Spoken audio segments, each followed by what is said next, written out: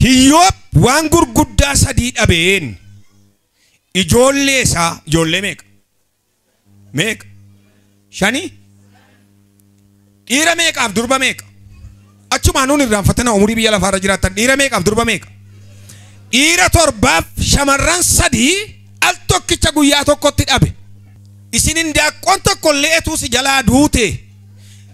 waaqayyoof galanna ta'uu danda'een jedhu afaan kee maal taanaan qabeenyi mana kootii gaddeema itta malee qabeenya isaa isa lammaffaa irratti qabeenya isaa dhabe waanan sile macaafa qulqulluu keessatti boqonnaa tokko lakkoofsa tokko kaasee dubbise sana hundumaa horii bakkee jiru hamman daaqoo mana keessa jirtutti wanti tokko hin hafne kennaame harka keessan gara kootti humni harka kee duwwaa gochuudhaaf bara kana keessa manaa ba'e sin danda'in